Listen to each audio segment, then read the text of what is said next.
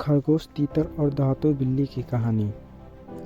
दूरदस्त one में एक ऊंचे पेड़ की खोह में कपिंजल नामक तीतर का निवास रहता था। कई वर्षों से वह वहां आनंदपूर्वक जीवन व्यतीत कर रहा था। एक दिन भोजन की खोज में वह अपना खोह छोड़ निकला और एक हरे भरे खेत में पहुंच गया।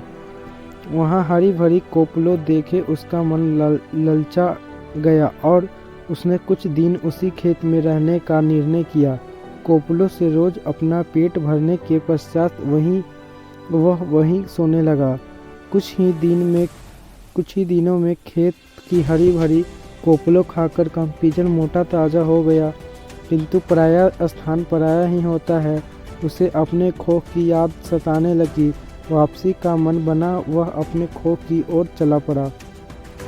खोह पहुंचकर उसने एक खरगोश को वास करते हुए पाया। कम्पिजल के अनुपस्थिति में एक दिन शीघ्रो नामक खरगोश उस पेड़ पर आया। खाली खोह में वही मजे से रहने लगा। अपने खोह में शीघ्रो का कब्जा देख कम्पिजल क्रोधित हो गया।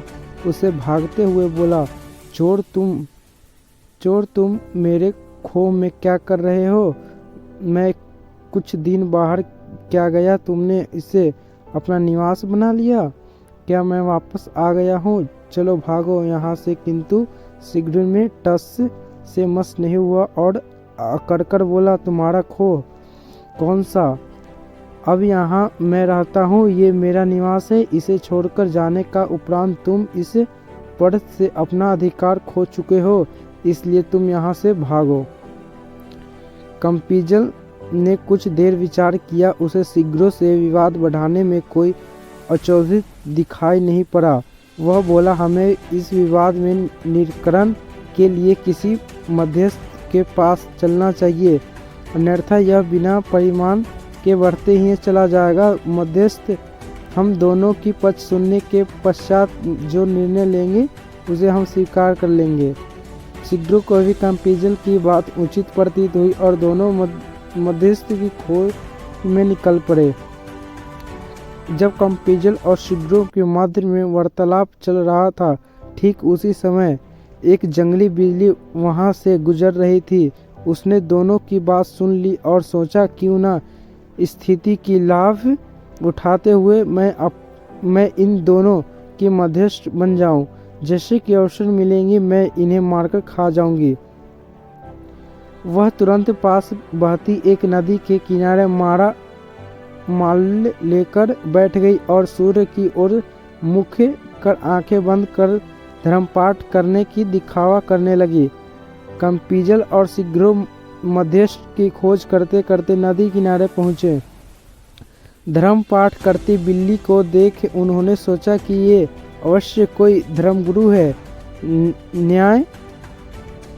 न्याय के लिए नहीं, उससे परामर्श लेना उचित प्रतीत हुआ। वे कुछ दूर पर खड़े हो गए हैं और कुछ बिल्ली को अपना समस्या बताकर अनुनय करने लगे। गुरुवर, कृपया हमारे विवाद का निपटारा कर दीजिए। हमें विश्वास है कि हम आपसे धर्मगुरु का निर्णय धर्म के पक्ष में ही होगा, इसलिए आपका निर्णय हर स्थिति में ही स्वीकार है। हमसे इस जिसका भी पक्ष धर्म विद्रोह होगा वह आपका आहार बनने के लिए तैयार रहेगा। अनुवन धर्मगुरु बनी पखंडी बिल्ली ने आंखें खोल ली और बोली, राम राम, कैसी बात करते हो?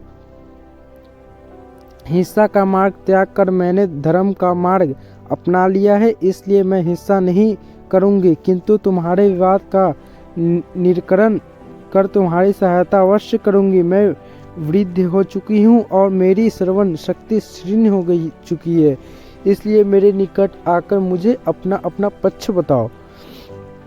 पखंडी बिल्ली की चिकनी चुपड़ी बातों पर कम्पिजल और शीघ्र विश्वास कर बैठे और अपना पक्ष बताने उसके निकट पहुंच गए। निकट पहुंचते ही पखंडी बिल्ली ने शीघ्र को पंजे में दबोच लिया और कम्पिजल ने अपने मुंह में दबा लिया। कुछ ही देर में दोनों सब चपाचट होकर पखंडी बिल्ली वहां से चलती बनी। दोस्तों, कहानी सीख मिलती है, अपनी शत्रु पर कभी भी आंख मूंदकर भरोसा नहीं करना चाहिए।